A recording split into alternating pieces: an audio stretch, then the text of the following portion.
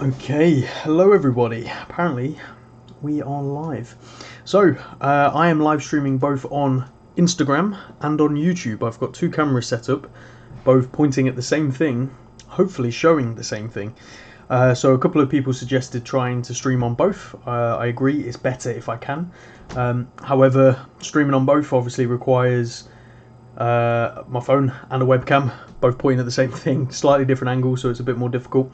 So hello everyone, how you doing? Yes, Samuel, live on YouTube and on Instagram. This is going to confuse a few people. So when I reply to people or take comments, I'll try and say the name and where they're talking from. So Tack says happy Monday on YouTube. How are you doing? Hope you're doing well. Watches of Gibraltar says how's it going, James? It's going well, mate. I hope you're all keeping well. I hope you all had a really great weekend. Obviously most of us in the world are still on lockdown. Alexis, hello, how are you? I think I pronounced your name right, sorry if I didn't. Yeah, so as most of the world, we're all currently in lockdown, so I'm trying to continue doing these live streams. Monday to Friday, pretty much guaranteed. There will be a few differences. And also I've got some YouTube content coming out in the next couple of days as well. Some unboxing and first impressions, and also a full in-depth review of a certain Steinhardt. So, some controversial content coming up. But today's subject of the live stream is modern versus vintage. Now I'll try and keep a subject with these. However, you know, if the stream people ask questions in the stream, I will answer those questions live. So thank you all for coming and taking a look. So quickly, we'll show what's on wrist. Tack on YouTube says doing well. Thank you. Glad you're doing well. I'm glad you're doing well. So quick wristwatch check. This is a watch I've been teasing a little bit. This is, and I'm showing it on Instagram first, and I'll show it on YouTube. This is a vintage Tudor. So this is a 34mm Tudor reference 7804. Now the dial has been redialed at some point, so it means it's been repainted. Quite common, really. You just don't know the history and what happened. Now the reason I really like this watch is because of the engraving on the back. So for those of you that have seen, this is the watch that I've been sneakily showing. How you doing, Craig? Hope you're doing well. Thank you for joining in on Instagram. Hello, young watch enthusiasts. How are you doing?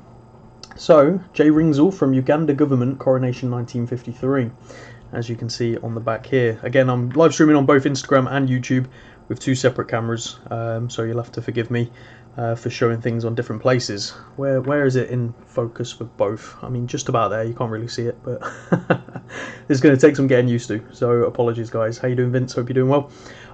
So this J. Ringsall is an interesting character because I posted a little story that was posted in the news, and it's something I'm trying to gather more information on. I'm trying to get in contact with the actual family, the Ringsall family, to validate some of these, and also hopefully get a photo of him wearing this watch.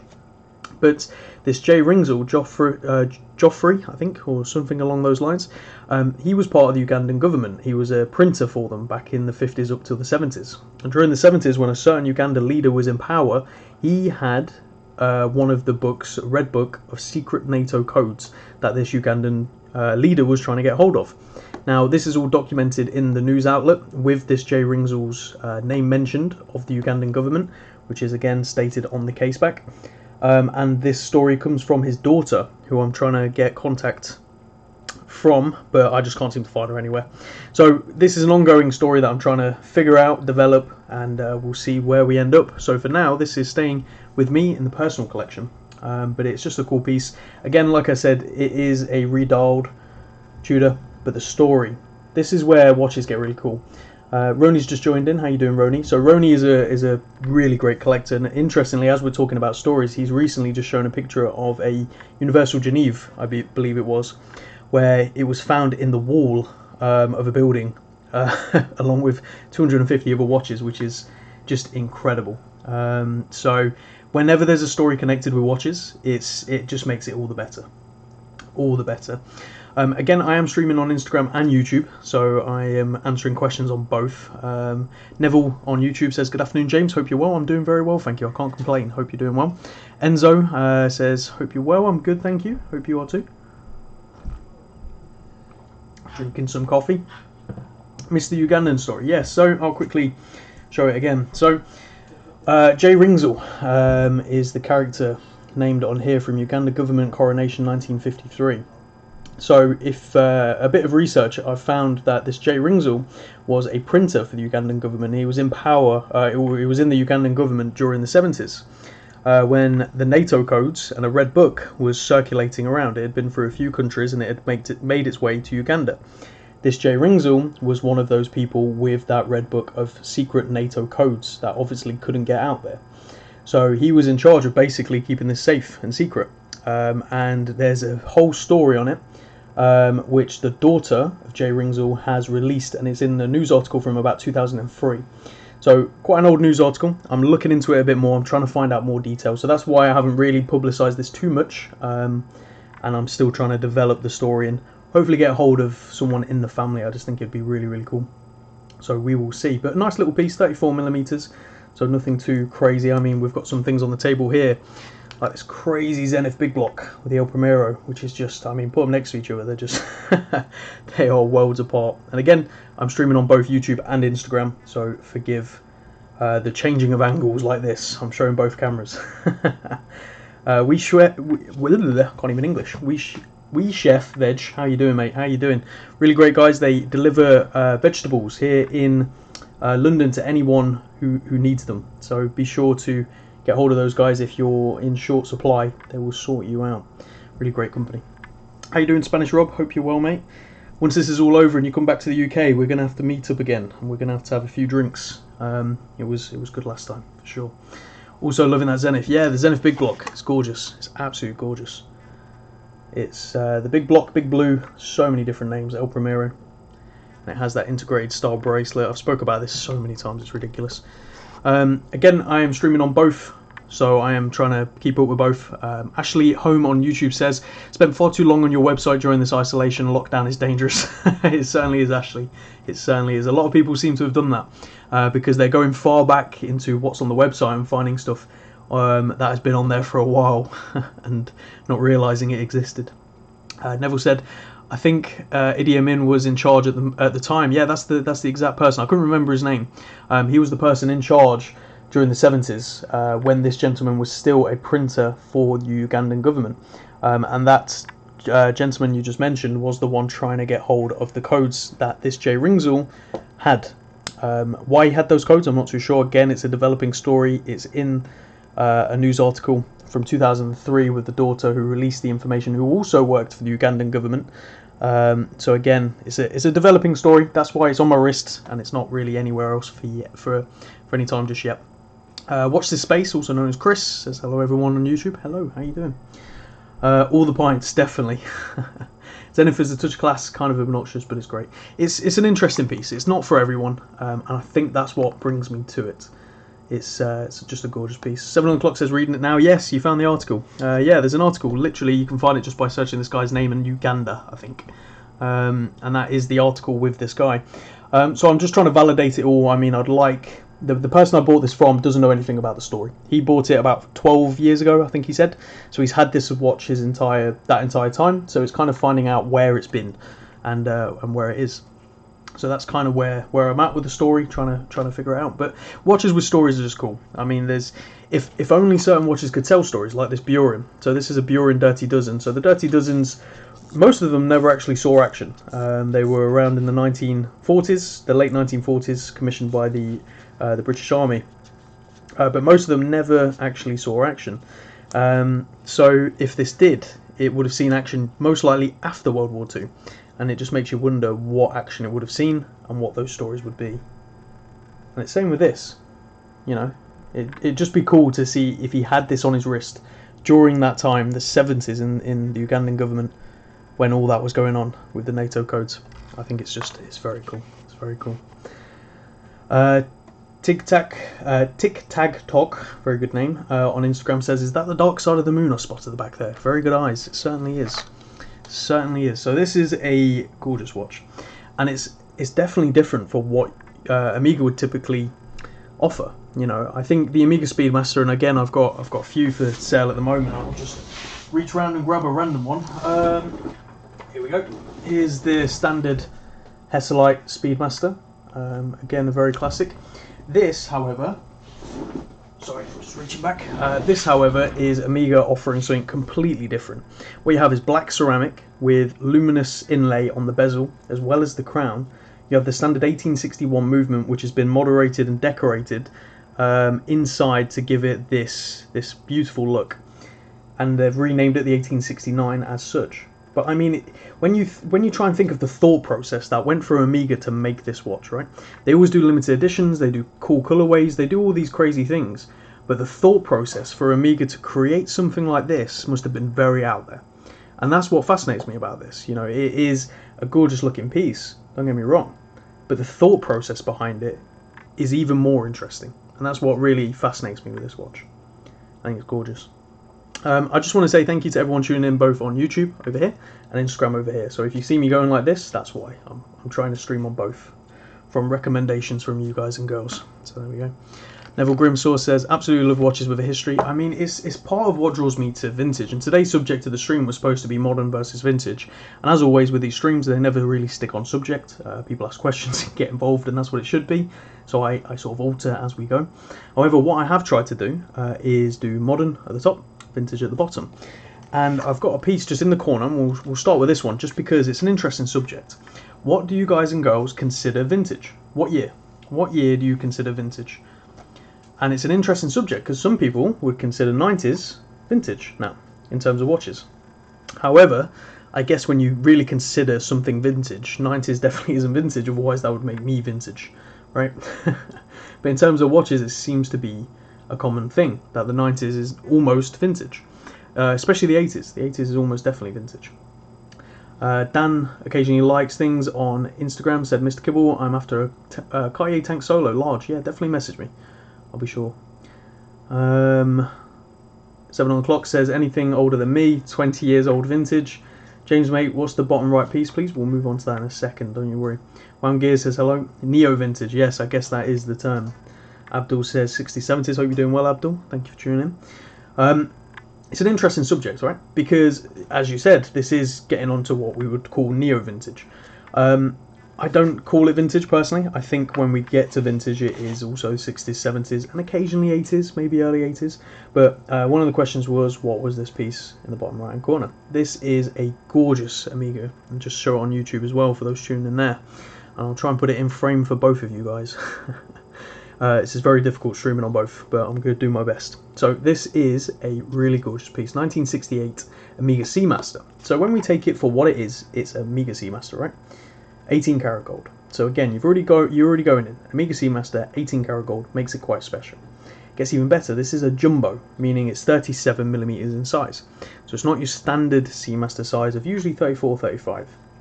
This is 37, which is considered large for its period. Now the condition is beautiful, as you can see, finishing, everything like that. But then we go one step further, right? So we've got solid 18 karat gold, 1968, beautiful condition, jumbo. Then we go the next step. You can see all those lines of text right there. This is a chronometer. So inside here is the same movement that they would typically put in the Constellation, which is supposed to be the higher grade watch than the Seamaster. They were in sort of tiers. Whether you saw it that way or not, that's kind of what Amiga intended to do, to separate their families into tiers.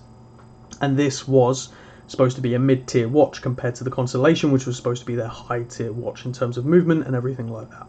So this is a really special piece because it's got all of that going for it. It's gorgeous. Absolutely gorgeous. Young watch enthusiast opinion on Rolex Hawk. I think it's a really cool watch. It sort of depends on what you're looking for. Would I pay over retail for one? Personally, no. That's just my opinion. I think you know, it's always a divisive subject, right? I really like the watch. Would I pay over retail? Personally, no. I would rather buy other things. That's just other watches. On YouTube, the Watch Lounge says, hey Kibble, checking in from Mythe Beach, South Carolina, wearing a Seiko Arnie right now. Very nice, very nice. What are you guys and girls wearing? Let me know. Let me know. We're not seeing the watch till you face it down. Yes, again, I'm streaming on YouTube over here and Instagram up here. So I'm streaming on two platforms at the same time. So that's why it's a bit all over the place. On the way, tell Mr. Chance. Thoughts on recent Basil news drop out of certain brands? I think it's good. I think with Basel and that those kind of shows, I think we're starting to see them phase out. I just, especially with what's happening right now, we're going to see brands adapt or die, right? And that's the same for events. Events are either going to have to adapt or die. And I think Basel wasn't adapting. They were trying to basically screw their existing brands.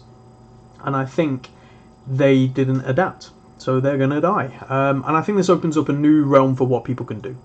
So I'm all for it. I think there's positives to come out of this virus, and I say that very lightly because obviously there are people suffering right now, and I don't want to take anything away from that. Of course, that side of it is awful, and I am awfully sorry for anyone going through that. However, from a business perspective, if we just look from a business perspective, this is a time for innovation. It's a time for change. It's a time to sit back and really assess what you are doing as a company, as a business, as an individual, and decide what you want to be doing after this and what you want that to look like. It's one thing I'm doing as a business, and all the people I currently know, or at least the business owners that are intuitive and sort of looking forward, as opposed to looking back and sitting here and going, we can't control this situation, what do we do? And that's what Basel was doing. They were sitting there sort of resting on their laurels going, we can't do anything right now. And yeah, that's kind of my thoughts on it. It's good. Yeah, I think Basel closing is good. It opens up new channels, and we'll see what they do. Let's see what people are saying. What's everyone wearing? So Vince is wearing his Hawk, as we were talking about the Hawk. Young Watch Enthusiast is wearing an Amiga Globemaster annual calendar. Beautiful, beautiful. Craig, 7 on the clock, is wearing his Seiko Samurai Great White Shark. I have the turtle version of that, absolutely gorgeous. Wound Gears is wearing his Seiko 7828. The 7828 is awesome. So the 7828, I'll just show a chrono for the sake of showing a chrono.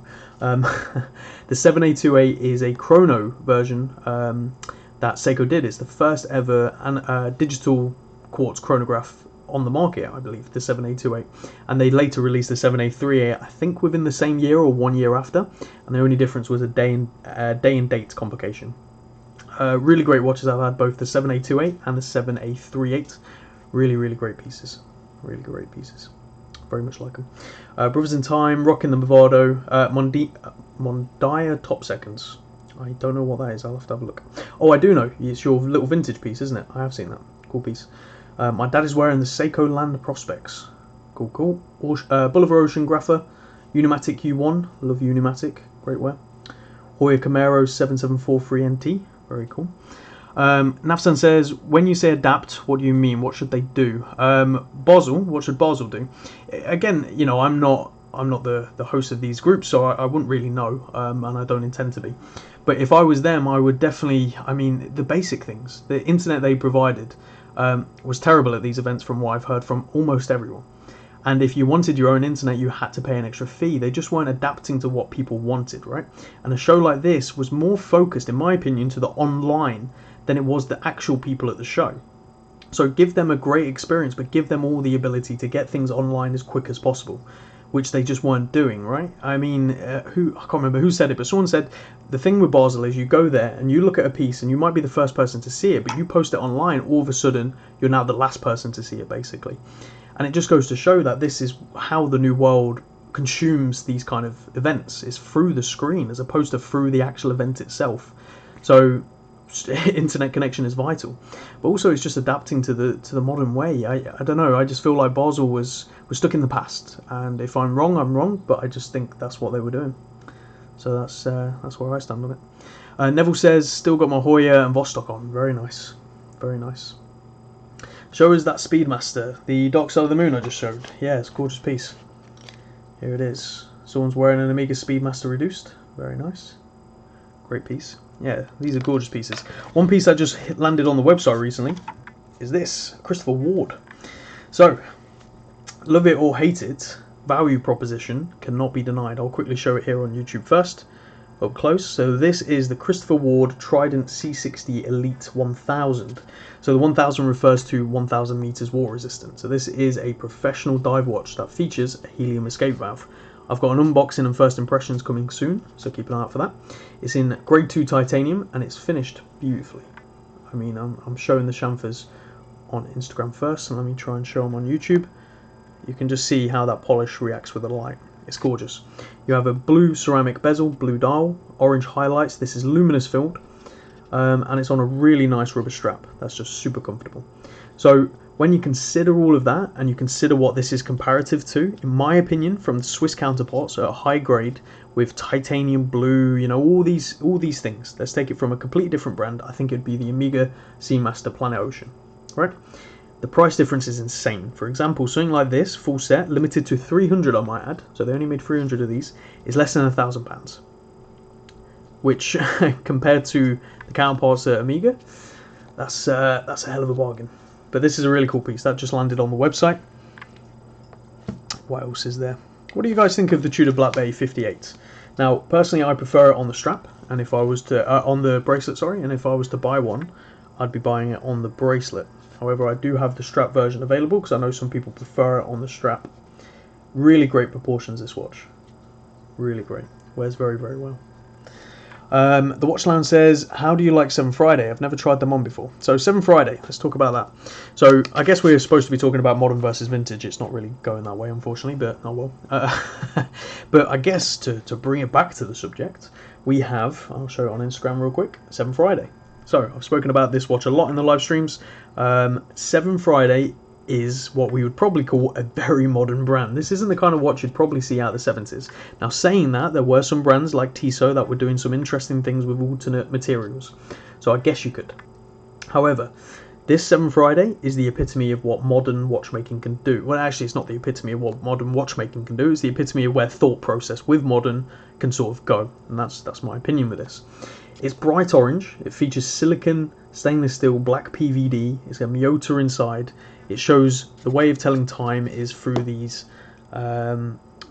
discs with sort of pointer hands that spin around. It is a funky piece. Now, would you see something like this in the 70s? Maybe one or two from brands like Tissot, sort of experimenting with things, but this isn't something you'd expect to see. Whereas I feel like, and correct me if I'm wrong here, if you saw someone outside on a beach wearing this, of course it would turn your head and you'd be like, what on earth is that? But you wouldn't think it unnormal in today's society for someone to wear something like this. And it just goes to show how tastes change over time, right? I mean, in the 70s, or even the 50s, let's go right back. This watch I'm wearing right now, the Tudor, is a 50s watch, right? Reserved, smaller, 37mm. It's just a nice piece. Something like this is insane. And this is kind of what modern is doing in some level. Of course, there's still very traditional pieces. I guess you could say the Black Bay 58 is a fairly traditional dive watch in its dimensions, styling, proportions, everything like that. But then you get brands like 7 Friday, where they're bonkers. Absolutely bonkers.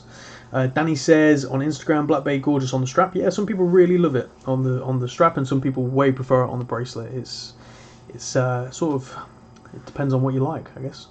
I like the Black Bay 58, but prefer it on the bracelet, yeah. But Enzo on YouTube says perfect.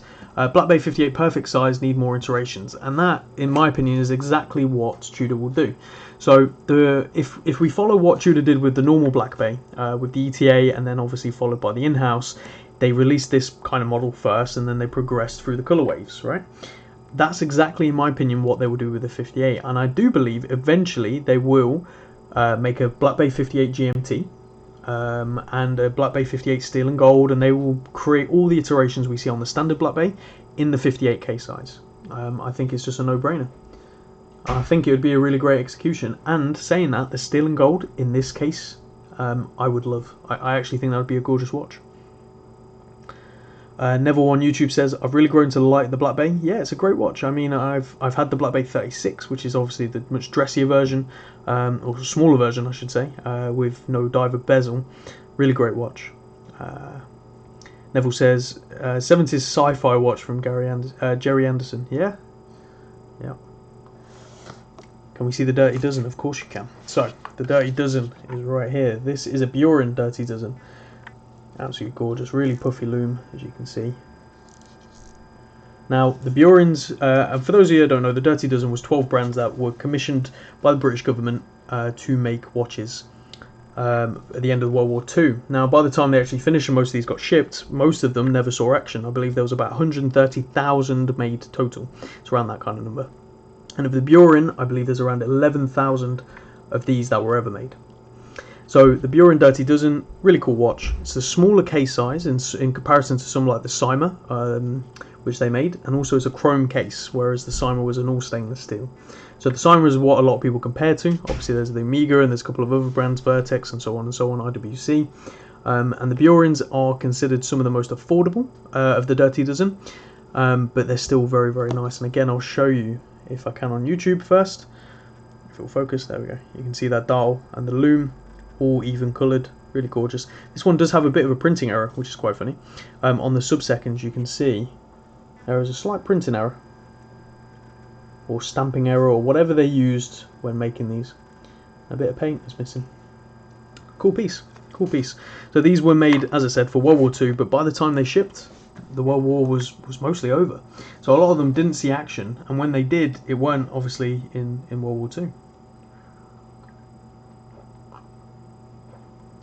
The Watch Lounge on YouTube says, good to see you back on YouTube, by the way, thank you. And I've got normal videos coming out, guys. So I've just had the first one edited, and it looks good. I'm very excited. I need to still contact the guy who edited it, Jackson, and give him the go-ahead. And that will be live on YouTube. We've got 2 unboxing and first impressions going live, and then a in-depth review of another watch. So keep an eye out. The YouTube videos are coming back in full force. So another example of what modern watchmaking does compared to vintage is the use of materials. Now, the interesting thing is, in the 70s mostly, brands were testing with materials. Tissot, again, to name one of the brands that was trying to do a lot back then. And now we have brands, all brands really, testing materials. I mean, just to give you an example, on this top row we have 3 different variants. We have black ceramic, we have titanium grade 2, we have titanium with a black coating, and then we have basically silicon and black PVD. I mean, there's 4 examples just along that top row of modern materials that they weren't using in such high quantities back in the day, which is super interesting. Watch Lifestyle Watches, can you show the square Zenith, please? Yeah, it's definitely a popular one. So the Zenith El Primero, show it here on YouTube. Big block, big blue, loads of nicknames. Look at the depth on that dial. Gorgeous piece. So the El Primero is in this. The El Primero is what pretty much has made Zenith famous. Used by many watchmakers, and the most commonly known is Rolex. The Rolex Daytona used a Zenith El Primero, arguably one of the nicest dials you can get on a Daytona, because if you've ever looked at a Daytona, and I did have one in stock, but that's gone now, the sub-dials, the 2 on either side, were higher on their new in-house movement, whereas the Zenith is in proportion to the 3 and the 9 indices, so it's straight, whereas the in-house is slightly higher. So proportion-wise, it's actually a bit off. It doesn't look quite the same. How you doing, M-Quan? Hope you're doing well, mate. Hope you and the family is all good. But it's really cool. James, are you sipping Red Bull? Enzo says on YouTube. No, I'm actually drinking coffee. I've tried to stop the Red Bull for now, for one day.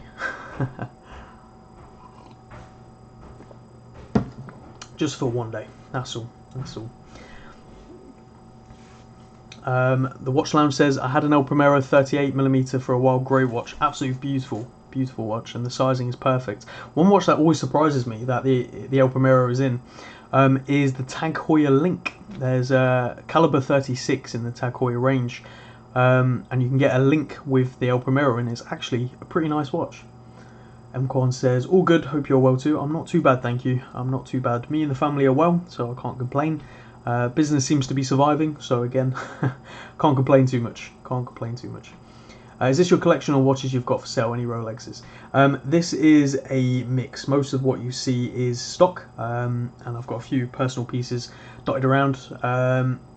Any Rolex for sale? I did have the Submariner, but I believe that is now gone. I think as of today that is sold. I can get Rolexes in fairly easy. It just depends on, you know, circumstances and what people want to pay. That's always the question, right? Everyone wants Rolexes at list price. I mean, it's not going to happen. Or everyone thinks they can get them at trade price. I mean, there's a reason there's trade price and consumer price, right? So yes, certainly if you want a piece, I can get them.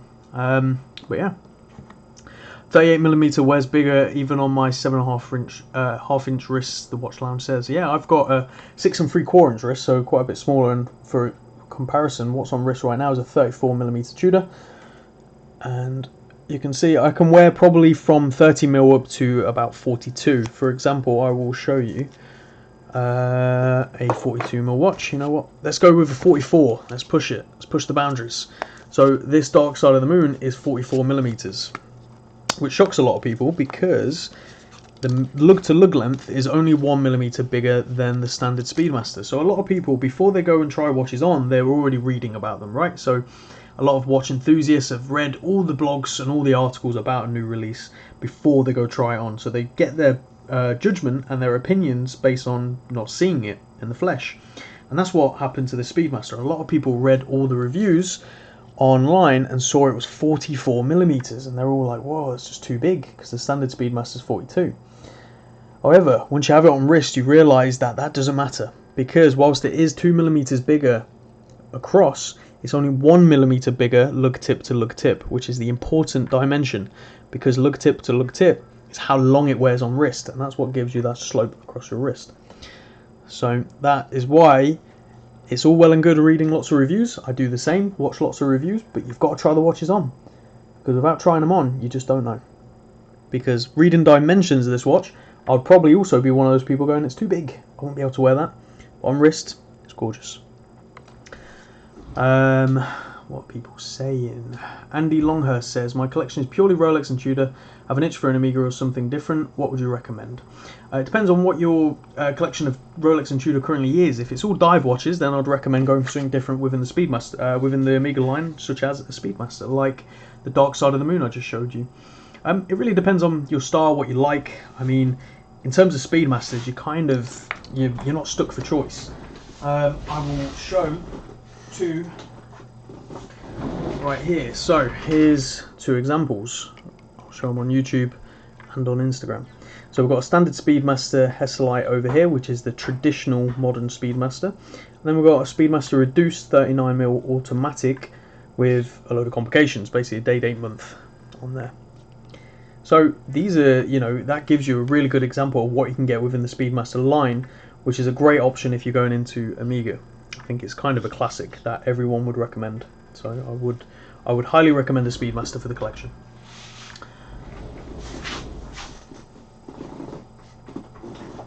Sorry, just putting those back. Let's see what people are saying on YouTube. The Watch Lounge says, definitely recommend it over a 42mm version. Yeah, definitely.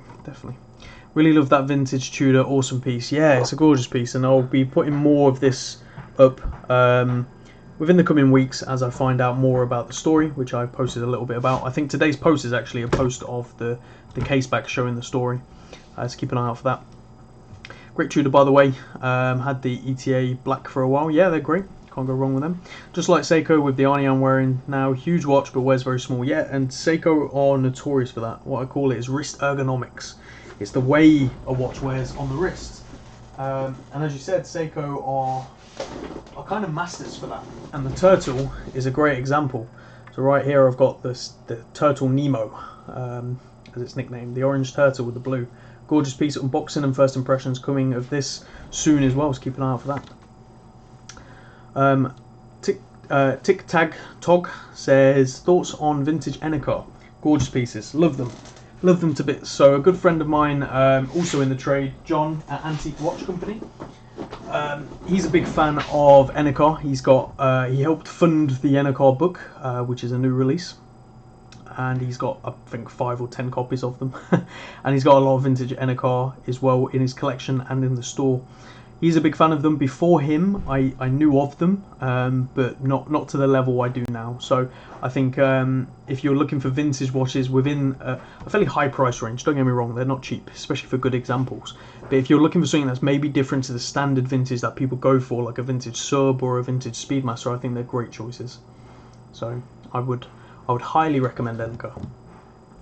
And he says, think I agree with the Amiga Speedy idea. Currently I have no date sub, date just for 41 Wimbledon, Black Bay 58 and Black Bay GMT. So right there you have the Wimbledon, which you could consider a dressier option out of the watches you have. Then again, so is the 58. You've got a GMT with the Black Bay GMT, which is also a diver, and a no date sub, again, a diver. So you've got 3 divers and I guess everyday watch you could call it. I mean, they're all everyday watches, but from that selection, I think a chronograph would be a good option, if you like chronographs, for sure. And right now I've got 4 or 5 Speedmasters, so give me a call. Give me a call. But yeah, what are you guys currently wearing? I know a lot of you have already said, but let's hear what's on wrist. And see what's on wrist. I'm going to have a sip of my coffee.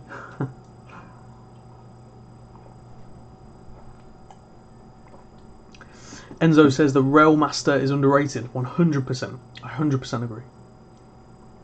Couldn't agree more. So Amiga has got some great options, you know, and a lot of people, when they think Amiga, they think either the Speedmaster or the Seamaster. Again, both great watches, but they do have a really beautiful watches.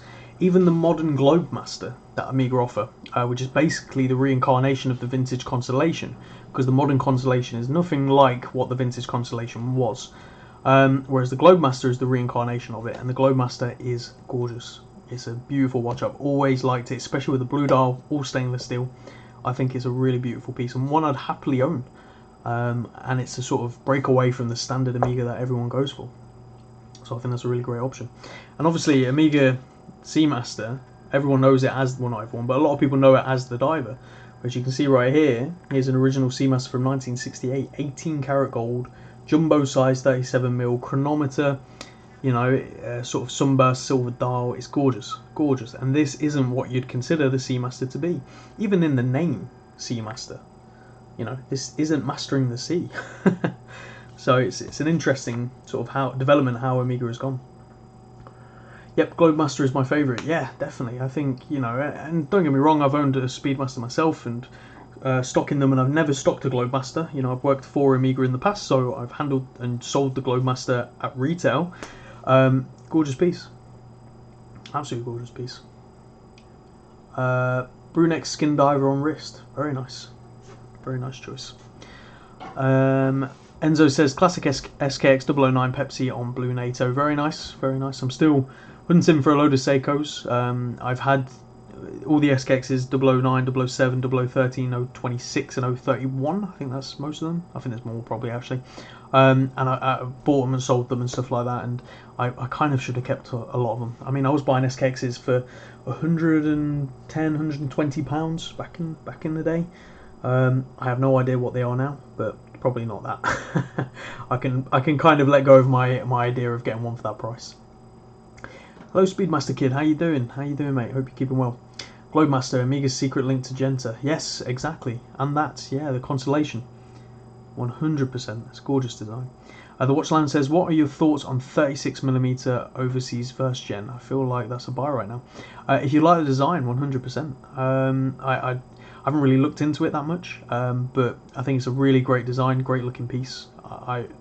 I guess for the money you can't really go wrong. You know, you're entering into the high realm of watchmaking, which, you know, usually you have to pay a large premium for. And don't get me wrong, it is a premium, but still nothing crazy. I'm trying to think of what 36mm watches I've currently got lying around, which are good options.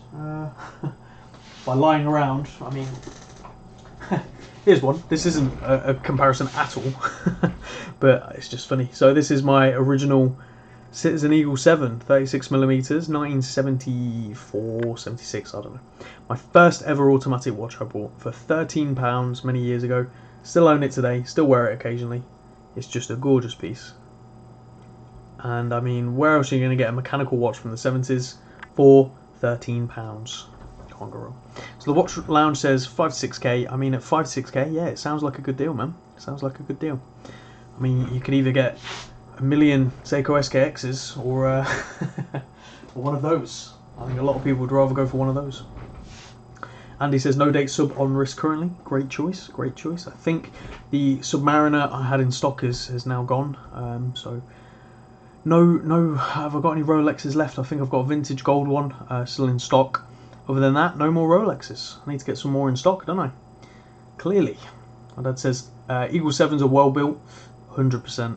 100%. Antique Watch has just joined in on Instagram. How you doing, John? Hope you're keeping well.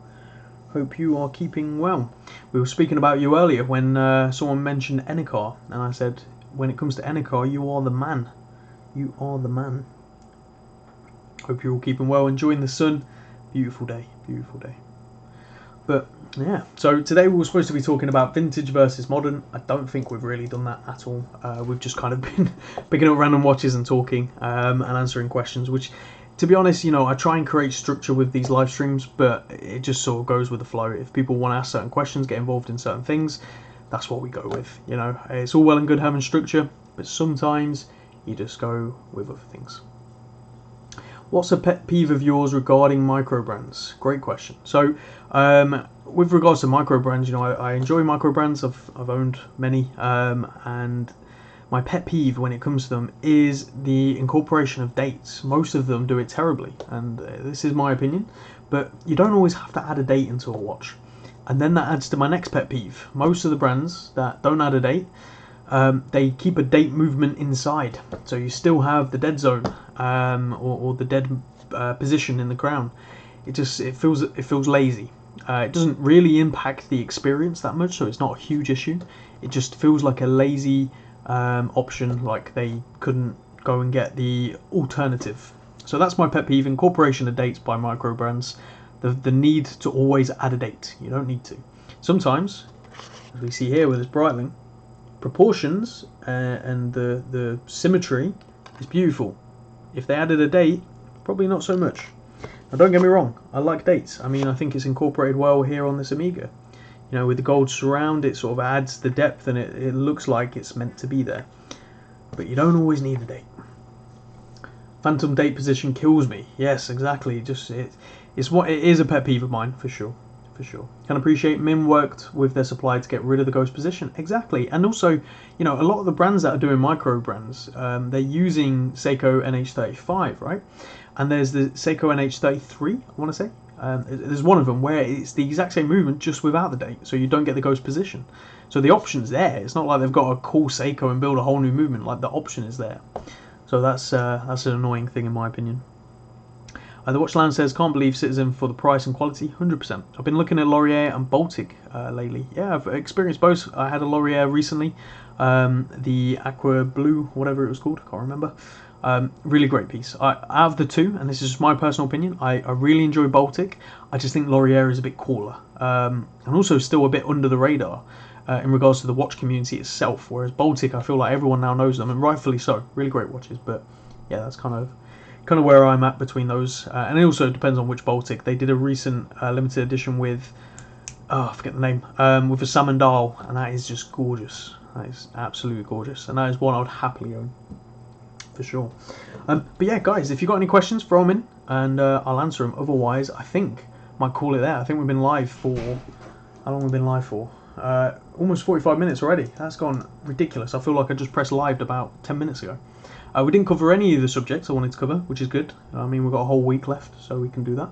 I'm going to try and do this every time with Instagram and YouTube, because then I get people on both who maybe don't have one or don't have the other, or prefer one over the other.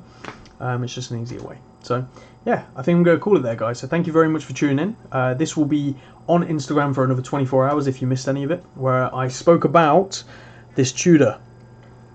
So make sure you tune in. I show the Tudor and I talk about the story briefly, which is a very interesting story. If the NATO codes, secret NATO codes in Uganda sounds interesting, make sure you check it out and keep an eye out for today's post. So thank you, and I will see you all next time. Take care. Bye bye.